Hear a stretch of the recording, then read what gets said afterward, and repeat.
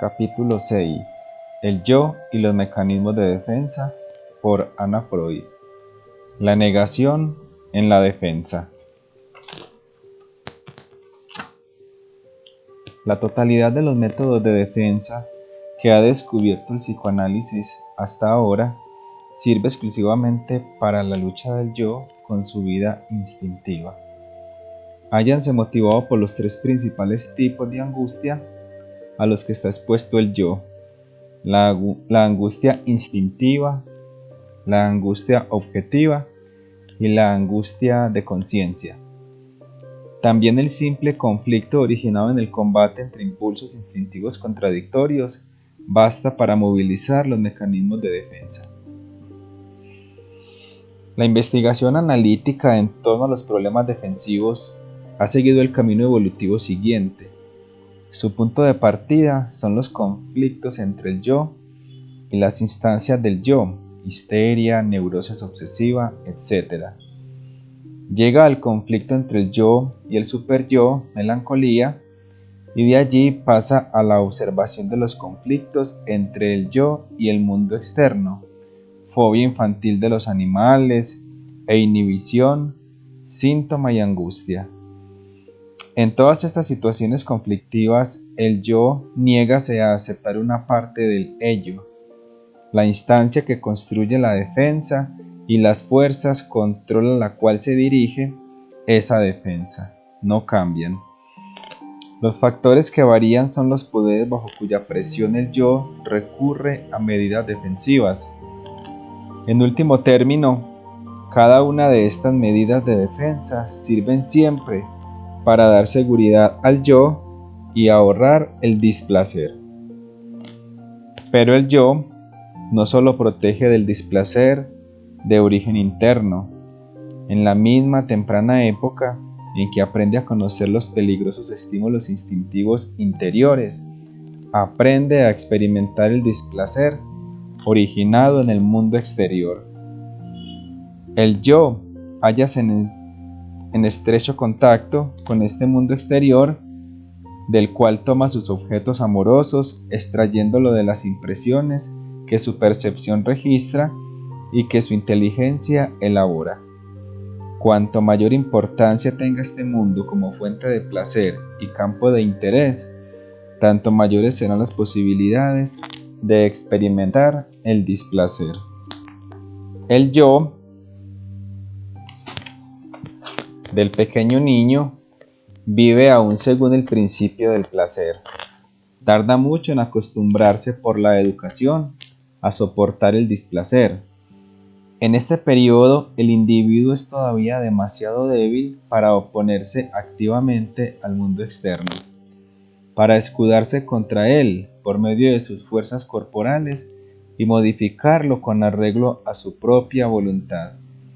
En general, el niño es físicamente harto débil para emprender una huida, al paso que su entendimiento es demasiado limitado para comprender y someter razonablemente a lo inevitable.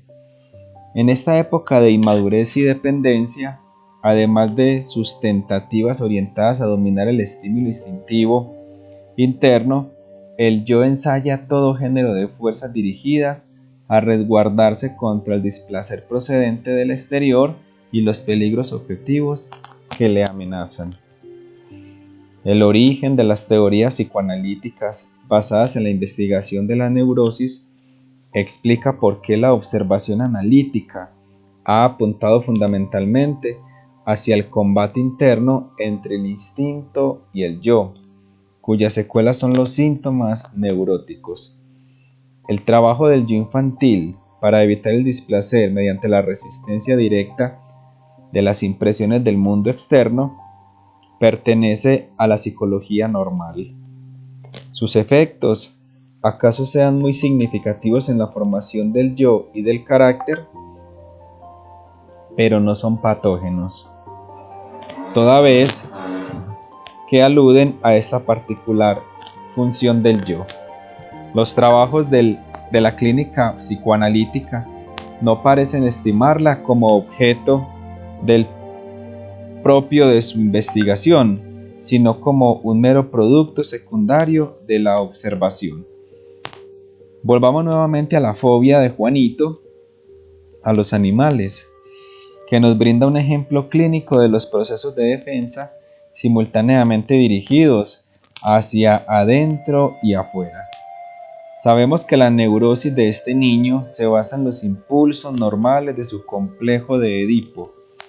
El niño ama a la madre y por celos adopta una actitud agresiva contra el padre, actitud que debido a su amor tierno hacia este último entra secundariamente en conflicto. La agresión contra el padre suscita la angustia de castración, la cual es vivida como angustia objetiva y moviliza todo el aparato de la defensa instintiva. Los métodos utilizados por la neurosis de Juanito son el desplazamiento. La angustia ante el padre se desplaza hacia la angustia ante el animal. Y la transformación de la amenaza contra el padre, en su contrario, en la angustia de ser amenazado por él. Una regresión hasta la fase oral, la idea de ser mordido, viene a agregarse al cuadro para desfigurarlo por completo. Los mecanismos esgrimidos cumplen ajustadamente el propósito de la defensa contra los instintos. El amor, el impulso libidinal prohibido hacia la madre y la agresión peligrosa contra el padre han desaparecido de un modo radical de la conciencia.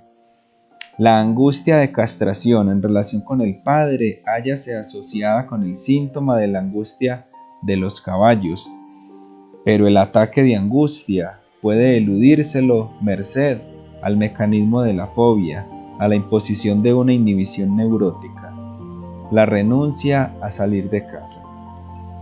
La tarea en el análisis de Juanito consiste en desbaratar el trabajo de estos mecanismos de defensa.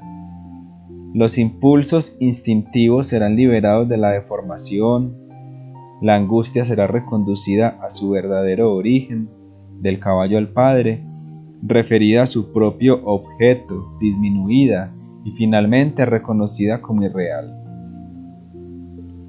Entonces, la ligazón amorosa con la madre podrá revivirse, adentrarse un poco más a la conciencia. Pues desaparecida la angustia de castración, el sentimiento hacia la madre queda libre de toda idea de peligro. Además, una vez liquidada la angustia de castración, torna innecesaria la regresión que ella imponía, y una vez más, la libido podrá volver a su desarrollo hacia el nivel físico. Por consiguiente, la neurosis del niño está curada. Tales son las vicisitudes de los procesos defensivos que se dirigían contra la vida instintiva. Pero Juanito permaneció algún tiempo perturbado, aún después del restablecimiento de su vida instintiva normal mediante las interpretaciones analíticas.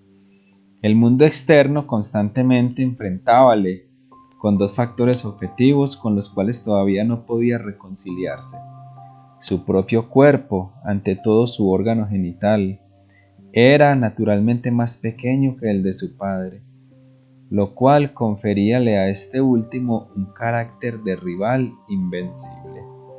Estos motivos reales objetivos constituíanse en modo permanente de envidia y celos. Además, ambos afectos se vinculaban también con la madre y la hermana, a las que envidiaba por el placer que compartían durante los cuidados corporales que la madre prodigaba a la hija, al paso que él se constreñía a desempeñar el simple papel de espectador. Difícilmente podríamos esperar que un niño de 5 años poseyera un entendimiento lo bastante consciente y razonable como para aceptar frustraciones objetivas y dejarse consolar con promesas de posible satisfacción en un futuro muy lejano, o en todo caso aceptando este displacer. Del mismo modo como finalmente había admitido los hechos de su vida instintiva infantil, una vez que los hubo elaborado conscientemente por el análisis. Esta exposición pormenorizada de la historia de Juanito en el análisis de un niño de 5 años ofrécenos en rigor otros informes sobre el destino de estas dos frustraciones objetivas. Al final de su análisis, Juanito relata dos ensueños diurnos: la fantasía de atender y limpiar muchos niños en el baño, y luego la fantasía de un plomero que le saca las asentaderas y el pene con unas pinzas para darle otros más grandes y mejores. El analista, que era el padre de Juanito, fácilmente reconoció en estas fantasías el cumplimiento de dos deseos que nunca habían sido realizados objetivamente. Juanito posee, al menos imaginativamente, un órgano genital como el del padre, y niños con los cuales les es dable hacer lo que la madre hacía con su hermanita. Con estas nuevas realizaciones imaginativas, Juanito, cuyo síntoma de la agorafobia había desaparecido ya antes de estas fantasías, recuperó finalmente su buen humor. Las fantasías ayudábanle a reconciliarse con la realidad, así como mediante su neurosis había logrado ponerse de acuerdo con sus impulsos instintivos sin que ello de nada le sirviese la aceptación consciente de lo irreparable. Juanito niega la realidad por medio de su fantasía, la transforma según sus particulares designios y sus propios deseos, y sólo entonces le es posible aceptarla. Del examen de los procesos defensivos en el análisis de Juanito, parece resultar que el destino de su neurosis hallábase determinado desde el momento en que desplazó su agresión y angustia del padre hacia el caballo. Pero esta impresión nos engaña. Tal sustitución de un objeto humano por un animal no es en sí mismo un proceso neurótico.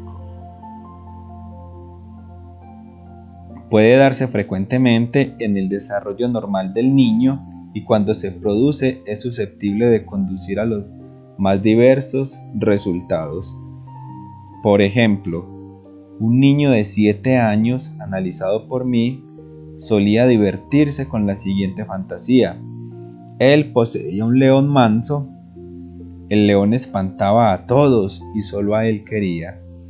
Obedecíale a la palabra y lo seguía a todas partes como un falderillo. Atendía al león, cuidaba de su comodidad y alimento y de noche preparábale un lecho en su propio dormitorio. Como es habitual en los sueños diurnos, a continuación se desarrollaban numerosos episodios agradables en torno a esta fantasía básica. En sueño diurno,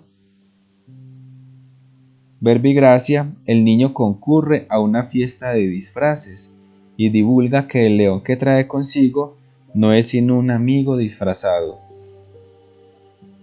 Pero esta noticia es falsa, pues el amigo disfrazado es su verdadero león. Goza al imaginar el espanto de la gente si adivinaran su secreto. Al propio tiempo, percibe que su angustia es infundada. El león es inofensivo mientras lo tiene bajo su dominio.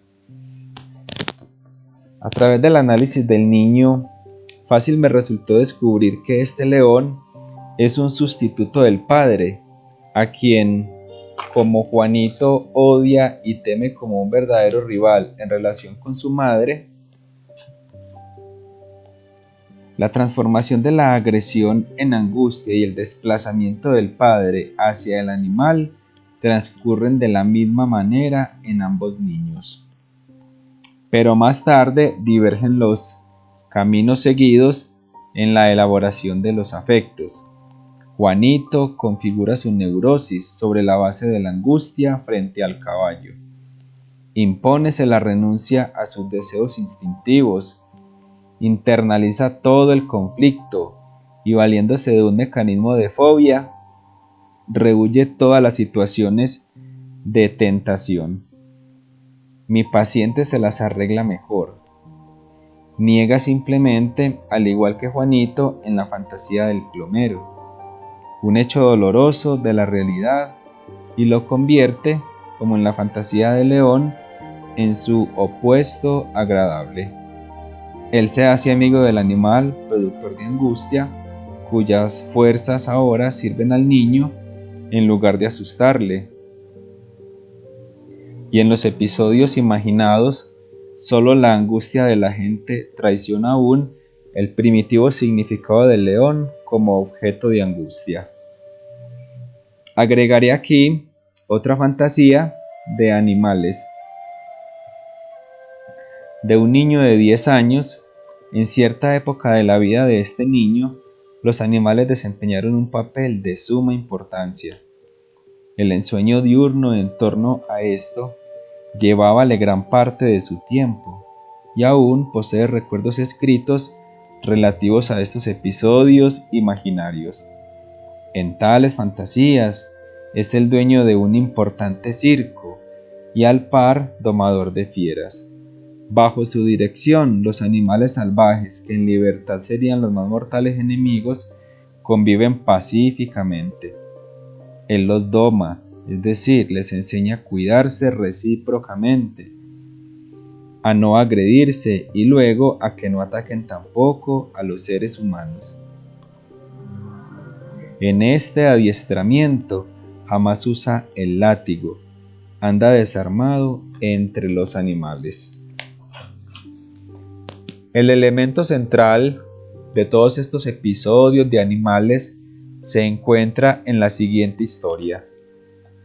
Un día, durante una función del circo que reunía a todos los animales, un ladrón que se encontraba entre el público repentinamente disparó un tiro de pistola contra el domador. Inmediatamente se unieron todos los animales para protegerle. Con mucho cuidado de no lastimar a ninguna otra persona, sacaron al ladrón de entre la muchedumbre. La fantasía se refiere luego a cómo los animales, siempre por amor a su dueño, castigan al ladrón. Lo encarcelan, lo entierran y erigen triunfalmente sobre él una gigantesca torre construida con sus propios cuerpos. Luego se lo llevan a su madriguera, donde deberá permanecer 3 años. Aún en el momento de su liberación final, una larga fila de elefantes le pega con sus trompas y al término de ella se le advierte y amenaza con un dedo levantado de que no volverá a hacerlo más. El ladrón promete que no volverá a hacerlo más mientras yo esté con mis animales. Una notable observación final asegura aún que después de la descripción de todo cuanto el ladrón debió soportar de los animales, estos le alimentaron bien durante su cautiverio, de modo que no había perdido sus fuerzas. La elaboración de la actitud ambivalente hacia el padre por medio de la fantasía de animales, expresada simplemente en el niño de 7 años en su fantasía del león, es considerablemente sobrepasada en esta fantasía circense. También aquí, por conversión en la fantasía, el temido padre de la realidad transfórmase en los animales protectores, pero el mismo objeto peligroso paterno reaparece una vez más en la forma del ladrón, en la historia del león. En la historia del león no se precisa con certitud contra quién será en verdad empleada la protección del sustituto.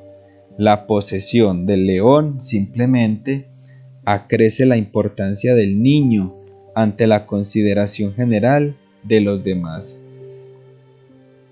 Pero en la fantasía del circo acusábase con suficiente claridad que el poder paterno, desplazado a los animales, sirve como amparo contra el mismo padre.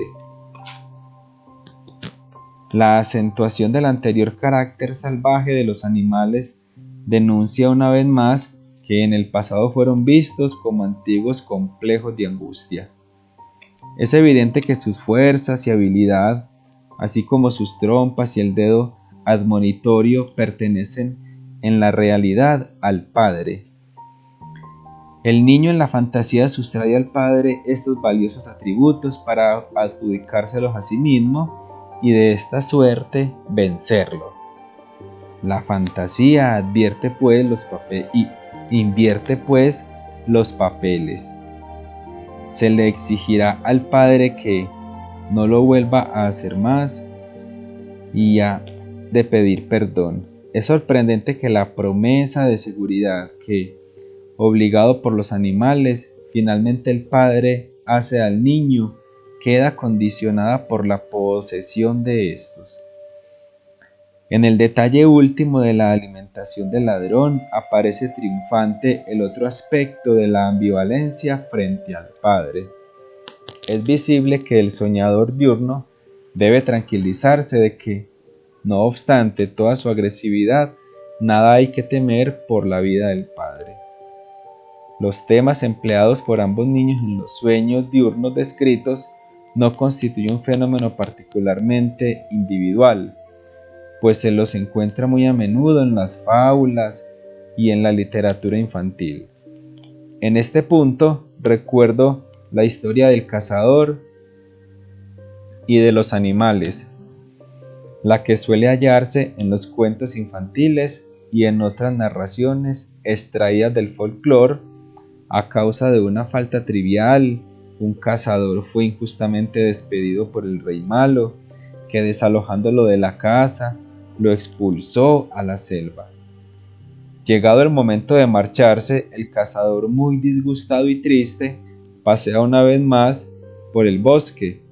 Allí se topa sucesivamente con un león, un tigre, una pantera, un oso, etc.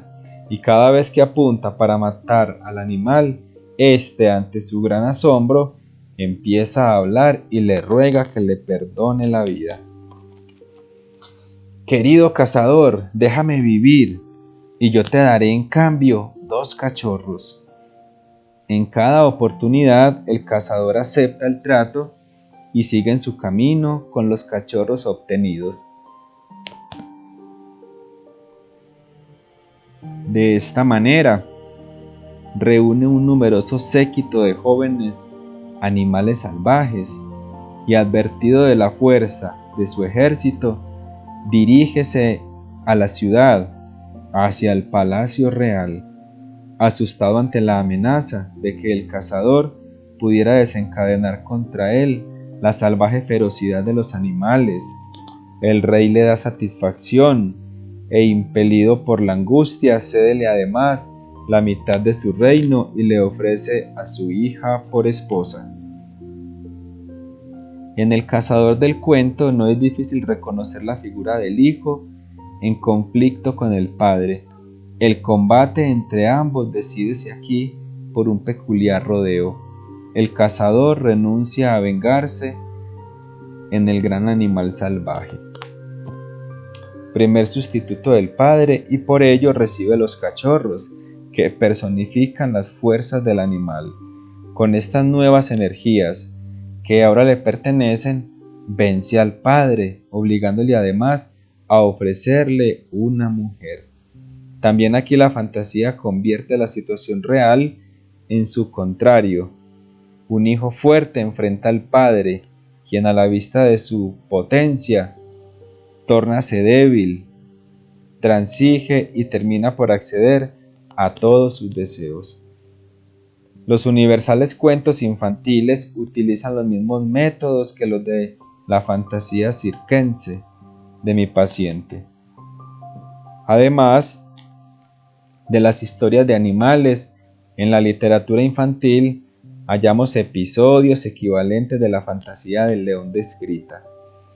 Entre los numerosos libros para niños, acaso se destaque con mayor relieve en las historias del pequeño Lord Fauntleroy y del Little Colonel, la figura de un pequeño niño o niña que, contra cuanto era de esperar, es capaz de domar a un hombre viejo, malo, poderoso o rico, temido por todo el mundo.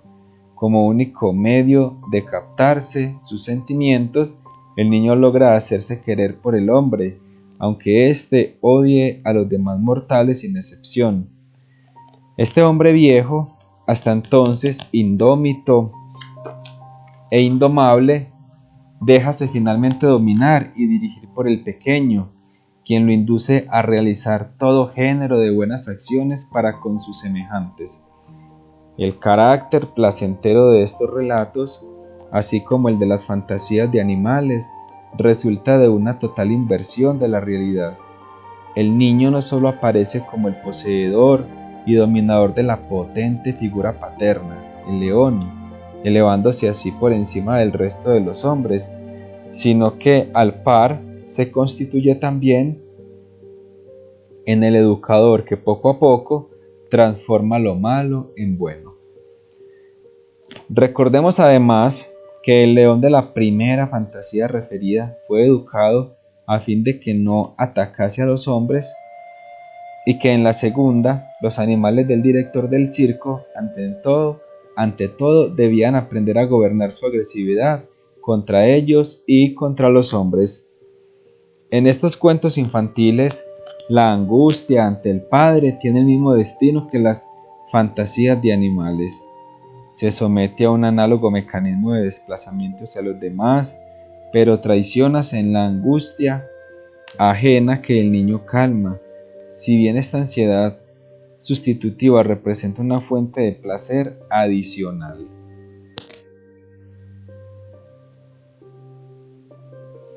El método utilizado para evitar la angustia y el displacer, objetivos que hemos descubierto en las dos fantasías de Juanito y en las fantasías de animales de mi enfermo, es muy simple. El yo del niño niégase a aceptar una parte desagradable de la realidad. Se aleja ante todo de la realidad, la rechaza y sustituye aquel aspecto indeseado por la fantasía de la situación inversa. Así, el padre malo conviértese en la fantasía en el animal protector, en tanto el débil niño será el dominador de los poderosos sustitutos paternos. Lograda esta transformación, y una vez que mediante la elaboración de estas fantasías el niño se ha insensibilizado a ese sector desagradable de la realidad, el yo se salva del desarrollo de la angustia y con esto de los restantes mecanismos defensivos contra los instintos y la formación de neurosis. Este mecanismo de defensa pertenece a una fase normal del desenvolvimiento del yo infantil, pero si la encontramos en la vida ulterior, será indicio de un grado avanzado de enfermedad psíquica. En ciertos episodios agudos de confusión psicótica, el yo del individuo no se comporta de otra manera frente a la realidad. Bajo los efectos de un shock, como verbigracia, la impresión de una súbita pérdida de un objeto de amor, niega el hecho real y sustituye algún aspecto de la realidad insoportable por una ilusión de algo deseado. Confrontando la formación de la fantasía infantil y la ilusión psicótica, empezaremos a comprender por qué el yo humano no puede usufructuar más ampliamente este mecanismo, tan simple y al propio tiempo de tantísima eficacia, de negar las fuentes objetivas de displacer y de angustia. La capacidad del yo de negar la realidad hállase en radical contradicción con otra función muy apreciada por él, la capacidad de reconocer la realidad y valorarla críticamente. En la primera infancia, esta contradicción no opera aún como trastorno. En Juanito, en el dueño del león y en el director del circo, la función de examen de la realidad consérvase intacta por completo. Desde luego, no creen en la real existencia de sus animales o en su preponderancia sobre el padre. En lo intelectual es perfectamente asedera la distinción entre fantasía y realidad, pero en su vida afectiva el hecho penoso hallábase desvalorizado y la fantasía opositora está sobrecargada, de suerte que el placer obtenido en la imaginación puede triunfar sobre el displacer objetivo. Difícil es precisar cuándo pierde el yo esa posibilidad de compensar grandes cantidades de displacer objetivo mediante la fantasía. Es sabido que también en la vida adulta el ensueño diurno todavía suele desempeñar un papel, sea ampliando los límites de una realidad harto estrecha, sea trocando una situación real por otra imaginaria, mas en la edad adulta el ensueño diurno no es mucho más que un producto secundario de naturaleza lúcida, de escenas carga libidinal que a lo sumo puede dominar muy pequeñas cantidades de malestar o engañar al individuo suministrándole el alivio ilusorio de un menor displacer. Su importancia originaria como defensa contra la angustia objetiva parece perderse ya hacia el fin del primer periodo de la infancia. En este respecto suponemos que la función del examen de la realidad se ve objetivamente reforzada, de modo que aún es dable mantenerse dentro de la esfera de la vida afectiva.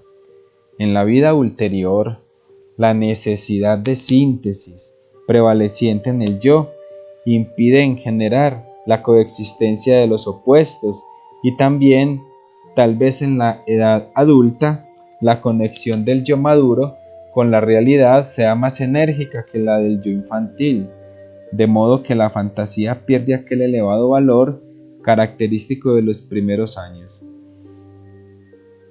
De todos modos, es exacto que con la adultez, la satisfacción en la fantasía se ve desprovista de su candor, que fantasía y realidad resultan incompatibles en cuanto se trata de catexias considerablemente mayores, que precisa resolver entre una y otra y que la gratificación mediante imágenes alucinatorias de un impulso que irrumpe en el yo representa en el adulto el camino que lleva a la neurosis. Un yo que se procura ahorrarse angustia agota este mecanismo al renunciar al instinto y evitar la neurosis por medio de la negación de la realidad. Si ocurre en el periodo de latencia, sobrevendrá, como en el caso de los dos niños cuya historia he referido, una deformación del carácter. Si sucede en la edad adulta, las conexiones del yo con la realidad se verán profundamente perturbadas. En el presente, es imposible decir qué ocurre en el yo del adulto cuando elige la satisfacción ilusoria y abandona la función del examen de la realidad. Se aleja del mundo exterior y en especial deja de registrar los estímulos externos. En la vida instintiva, tal insensibilidad a los estímulos internos solo puede adquirirse por el mecanismo de represión. Hemos terminado el capítulo número 6.